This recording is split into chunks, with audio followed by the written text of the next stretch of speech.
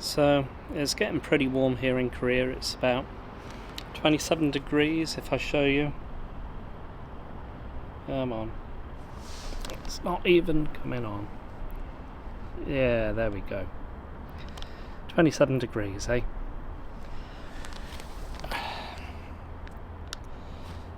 It gets a bit cooler during the night, but I'm going to be having my favourite ice cream bar whilst I have a bit of an informal chat, see how you've all been doing.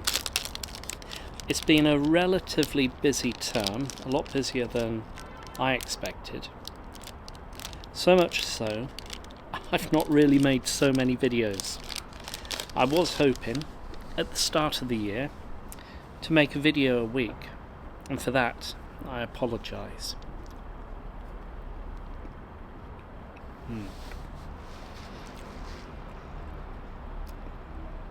Anyhow, I thought I'd have a chat a bit about the process of applying for a job and getting a visa in South Korea. I've been here in Korea for 9 months now, heading towards 10 months, and the time has flown by. Mostly because I've been far too busy to do anything.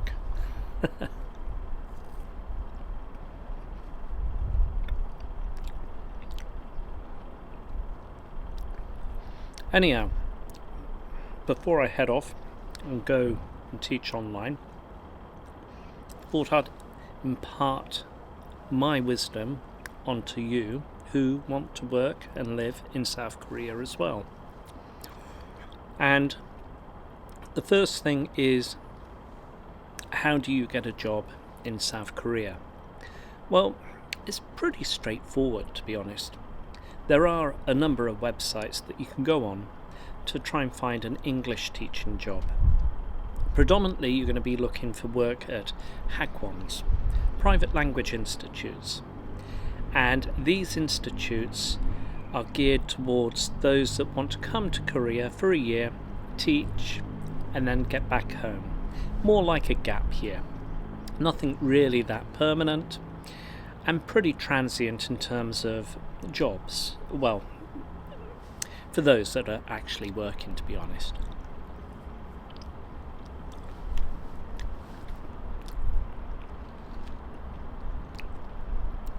My first job in Korea was at a language institute, a private language institute, and it was my first step into the English teaching industry.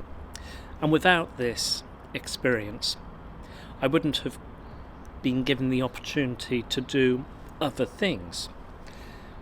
First of all, doing the CELTA, and then second, moving on to other jobs, and then having a foothold into Korea, and then heading back home, teaching in the UK, getting into a university position, and then returning back to South Korea.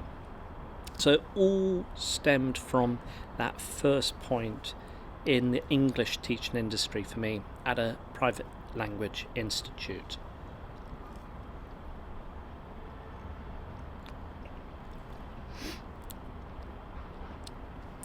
And so the first thing that you want to do is to try and secure a job. And there's a couple of websites that you could have a look at. There's Dave's ESL Cafe, there's Work and Play, and English Spectrum. I think these websites are geared for South Korea. There's also TEFL.org. The more reputable organisations would be advertising on that. I'll put a link in and, give all the description below. Once you've managed to secure a job, the next step is actually the visa. And this is probably going to be the most daunting aspect of getting the job. There's a couple of things that you need to do first of all. You need to have your degree certificate from a range of different countries that are recognised by South Korea for English teachers. And these, off the top of my head, are America, Canada, Australia, New Zealand, Ireland, the UK and South Africa. Unfortunately, for those countries that are not recognised by South Korean immigration that have English as a second language, such as Singapore or Hong Kong, I'm afraid, if you don't have a degree certificate from one of the 6-7 countries that I mentioned previously, you're not going to be able to get a job in South Korea as an English teacher, which is unfortunate because there are a number of great non-native English teachers that I've met over the years. However, that doesn't stop professional non-native English teachers getting into Korea as part of an assistant professor at a university to teach a particular subject, because the E1 visa is recognised regardless of what country of origin MA or PhD certificate that you hold, but that's a whole different matter. You've got your degree certificate, you need to get it notarized and apostilled, and there's a range of different services available depending on the country that you come from. And in the UK, for me, it was relatively straightforward. There was one notary agent, lawyer, who I paid a rather large sum of money to notarize my degree certificates and get it sent over to another individual, the FCO, to get it apostilled. And that was that. So that's the first thing that you need to do. And when you approach recruiters, they're only going to be asking, have you got your degree certificate notarized and apostilled? Because that's a good indicator for recruiters that you are serious in getting a job.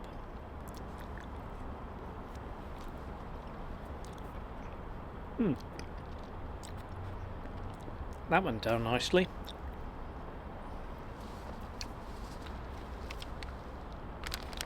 Definitely recommend this. The best ice cream bar in Korea. The next step is to get your criminal background check sorted out. And, for UK citizens, it's relatively straightforward.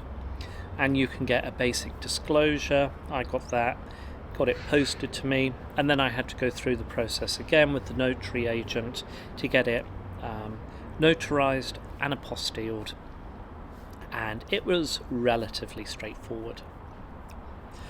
And the turnaround was about a week. I submitted my degree certificate and my criminal background check all together, and it was back with me within a week.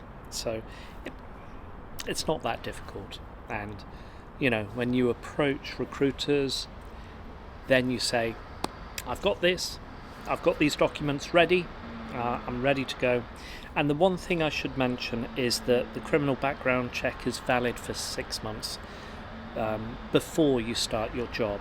So if you're thinking about starting in June, for example, let's say the 1st of June, the thing that you should be focusing on is that you get your criminal background check not before January. If it's in December and you start your job in June, it's going to be too late. You really need to get it from January onwards until you start in, say, the 1st of June. So my apologies for the background noise. There's some sort of construction going on, which can't be helped. Once you have these documents apostilled and notarized, then you are able to start the application process with the Korean immigration.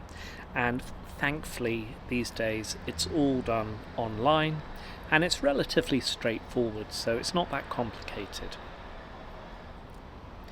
You want to try and get your visa application started, and once you get a contract from a potential employer and it's signed and agreed, they will give you they will give you a reference number or something like that that you can use to apply for your visa. It's all relatively straightforward nowadays.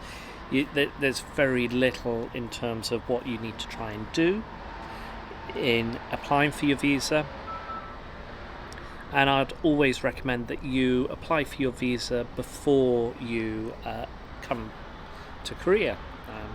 Otherwise, it would be a very expensive mistake to come to Korea, apply for your visa, and have some issue, and that you're unable to, start your job, and time is ticking.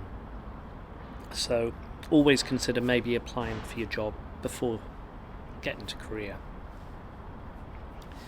Now, the benefit of working for a private language institute is they will cover your airfare to Korea and then back to your home country. So there's very little in terms of outlay that you need to worry about. And the other benefit is that the Hagwon, the Private Language Institute, they will also give you housing and support you when you arrive in Korea. You need to have a housing contract as part of your immigration. Your legal requirement with immigration nowadays is quite a bit stricter than it used to be, but it's all part of the course. Would I recommend coming to Korea to work for a private language institute? Yeah, I would. If you're early in your English language teaching career and you want to get that experience in the classroom, then consider coming to Korea.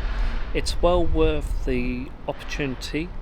It leads on to other things, and without my experience at a private language institute, I wouldn't have gone on to the CELTA course, I wouldn't have got into examining and various other things like that. So there's certainly a lot more opportunities once you get your initial experience in the classroom. And there are a range of opportunities in South Korea, and the benefits are great. You can join an association and get involved with a variety of other things as well, and before you know it, your time will be done. I'm already 10 months into my contract, and in a couple of months I would have been here for 12 months, a year, and that's gone by very quickly. So there's a lot of information online, so please feel free to have a look. Again, my apologies for the noise, the background noise here. I feel slightly unhappy, but I'm going to go and teach, and I'll see you in another video. Again, apologies for not uploading more regularly. Life gets in the way, I suppose. But if you do have any questions about living and working in South Korea, feel free to ask. I'll try my best to answer any questions that you may have. And I'll see you in our next video. Take care. Bye bye.